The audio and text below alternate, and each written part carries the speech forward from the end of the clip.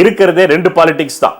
ஜோதிட ரீதியாக கூட கேட்டீங்கன்னா, நான் பொதுவாகவே ஜோதிடனாக இருப்பதனாலேயே நான் அரசியலை இப்ப இந்த பதிவு கூட மக்கள் என்ன நினைச்சுப்பாங்க, ஜோதிட ரீதியாக ஸ்டாலின் அவர்கள் வெற்றி பெற போகிறார்களா அல்லது எடப்பாடி அவர்கள் வெற்றி பெற போகிறார்களா நினைச்சுப்பாங்க. ஆனா இந்த பதிவு அது அல்ல.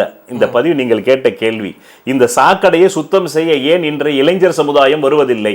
அப்படி வரவில்லை என்றாலே கல்பிரேட் தானே வருவான். அதுவும் தூய்மை பணியாளர்களே அந்த சாக்கடையை ஏன் சரி செய்யறதுன்னா அது ரத்த சாக்கடையாக இருக்கிறது.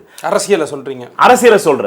அரசியல் என்பது மலம், மனித மல சாக்கடையாக இருந்தால் நானும் கூட சுத்தம் செய்வேன், நீங்களும் சுத்தம் செய்வீங்க, நம்ம கேமராமேன் செய்வாரு, எல்லாரும் செய்வாங்க. இது ரத்த சாக்கடையா இருக்கும்போது யாரும் தங்களுடைய ரத்தத்தை அங்கே கொண்டு போய் வீணடிக்க விரும்பவில்லை. காரணம், எல்லோருக்கும் அன்றன்று வேலை செய்தால்தான் அவர்கள் வாழ்க்கையை நடத்த முடியும். இல்லை என்றால் நாம் இன்றைக்கு ஈரானை போல் ஆகிவிடுவோம். ஈரானில் இன்னைக்கு ஒரு 1/2 லிட்டர் பால் எவ்வளவு தெரியுமா?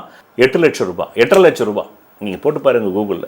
1 லிட்டர் பால் 15 லட்சம் ரூபாய். காரணம், அந்த நாடு தொடர்ந்து பொருளாதார தடைகளை சந்தித்து 47 ஆண்டுகளாக பின்னுக்கு போய் இப்பொழுது போரிலும் அகப்பட்டதால் இப்ப இளைஞர்கள் அதான் பயப்படுறான். நம்ம லைஃப் ஈரான்ல வாழ்ற மக்கள் மாதிரி ஆகி போச்சுன்னா